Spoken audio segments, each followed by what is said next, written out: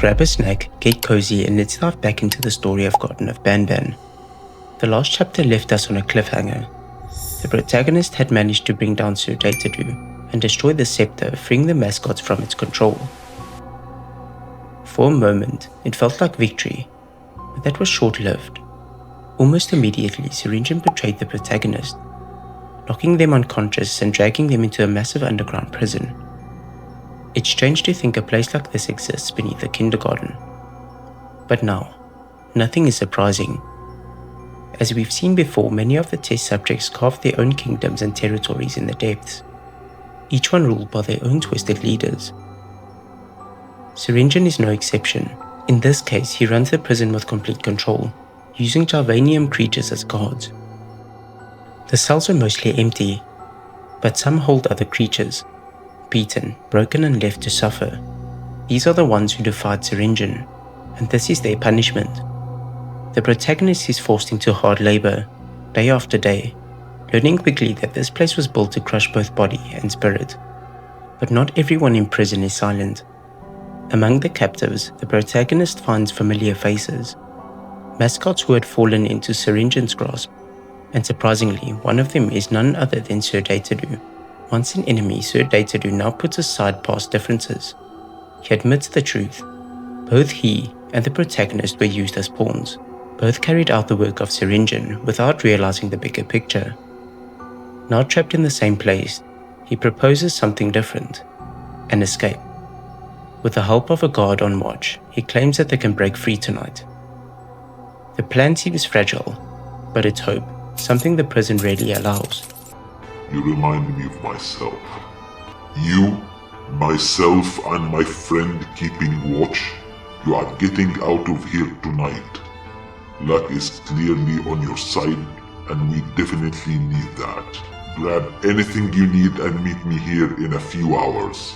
With that, everything collapses. The escape is exposed.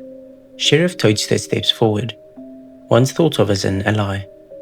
He reveals the truth. He's been working under Syringan all along, serving as the real warden of the prison. He mocks the attempt, reminding the protagonist of past injuries and grudges. He sneers that bribing one of their supposed allies cost Syringan nothing more than a single strawberry lollipop. Served.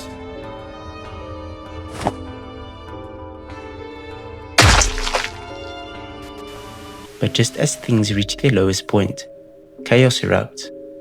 An explosion rocks the prison yard, and a car smashes through the gates, throwing everything into disorder. In the chaos, the protagonist seizes the chance to flee. The escape doesn't last long though. The car tumbles off a bridge and crashes into a strange area lined with metal sheets. Here, the protagonist finds something unexpected, a wardrobe tied shut with a rope. Cutting it open, it reveals Flumbo. Too bad for you. This spot is already taken. Flumbo acts as if he's simply been playing hide and seek, but it quickly becomes clear he's been trapped here for an unthinkable amount of time. The truth is horrifying. A game of hide and seek turned into years of isolation, leaving Flumbo with a broken mind. The moment grows darker when Banban enters. This isn't the Banban we once knew. His body is shattered and broken, scarred from the brutal beating he took at the hands of the notified army. He's half red and half green now, his colors distorted by the damage he's endured. And he's even missing an eye. Apparently the surgeon runs things now. Since when? Whatever, I'll need to talk more with him. I'm here to pick up an old friend of mine that the surgeon says we need. He seemed to know what he's doing, so I volunteered.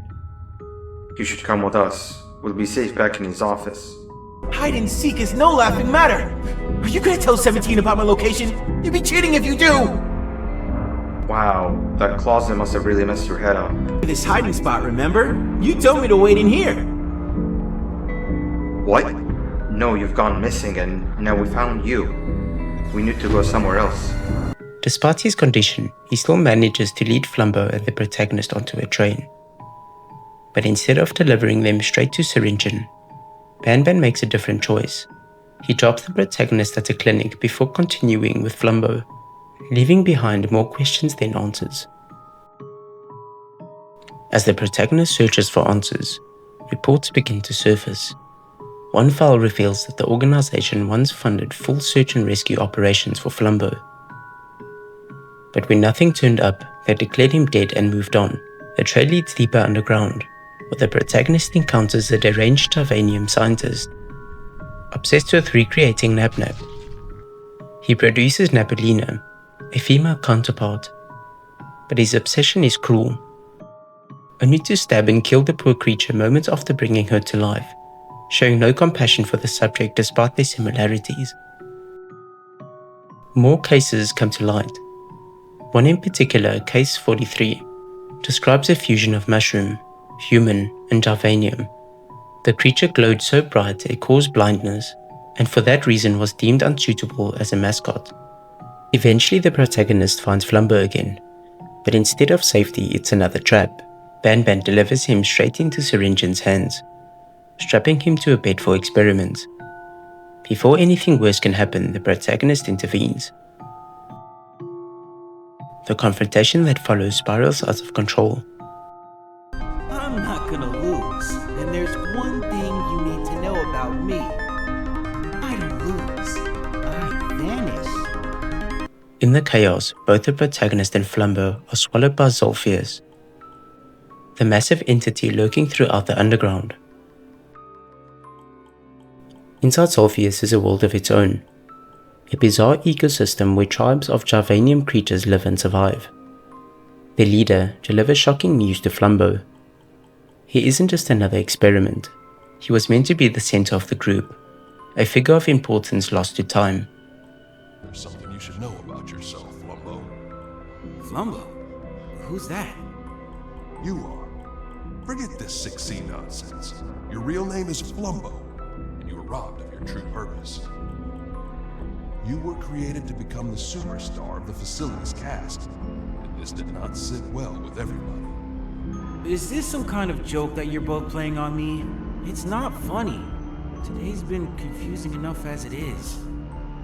This is the truth. I'm not sure. Having been trapped in a closet since childhood, Flumbo struggles with the weight of his identity, needing more time to process what it means.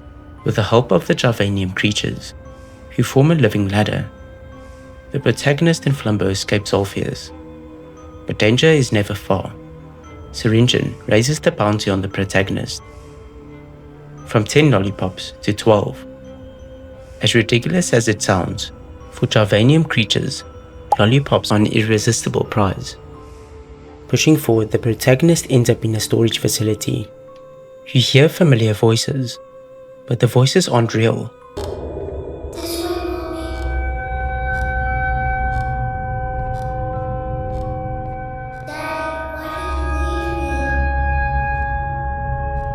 They belong to Miss Mimica, a creature capable of copying any sound it has heard, luring victims closer before striking.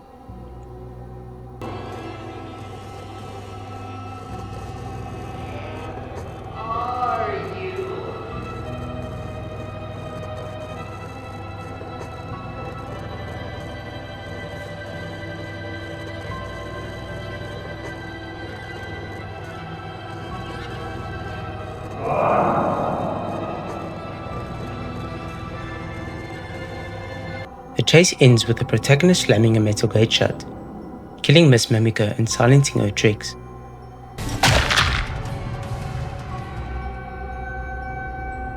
Reuniting with Flumbo, the journey continues, but he grows increasingly unsettled. He begins to realize Banban, once considered a friend, has replaced him in Syringen's eyes. Where Syringen treats Banban with value, Flumbo is discarded, kept alive only for his organs and parts. The story builds into its breaking point, where the protagonist and Flumbo confront Syringen directly. He has Banbalina trapped, and threatens to kill her unless Flumbo gives himself up. He makes it clear, Flumbo is nothing more than spare parts. I was going to replace you, Six, and so you locked me away where no one could find me. Just give yourself up, Flumbo. To be blunt, we need parts of you. But Flumbo refuses.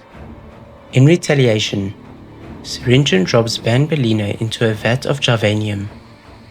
Then he orders Banban to attack. But before the fight begins, the protagonist plays an old tape, a recording of the cruel experiment Syringan performed on Banban. It's fake!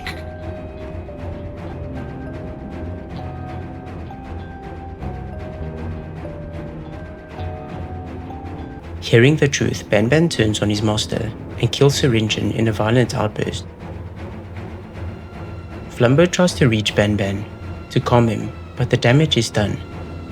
Banban has transformed into a monstrous version of himself, beyond reason. Flumbo transforms as well, and the two clash in a desperate fight.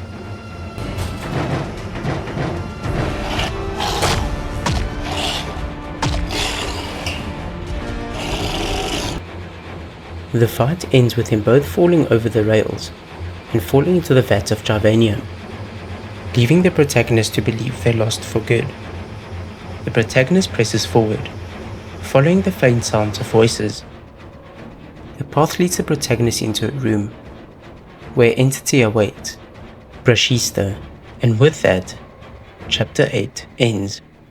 You need me as much as I need you. Trust me. Now, the rules change. Chapter 9, The Last Ticket to the Abyss. Whether this will be the final chapter is uncertain. The story only grows stranger, with new monsters and bizarre revelations at every turn. That wraps up our video. What do you think? I'd love to hear your thoughts, so drop a comment below and let's keep the discussion going. If you enjoyed the video, don't forget to give a thumbs up and hit that subscribe button. Stay tuned and turn on notifications so you never miss an update. Thanks for watching, and we'll see you in the next video.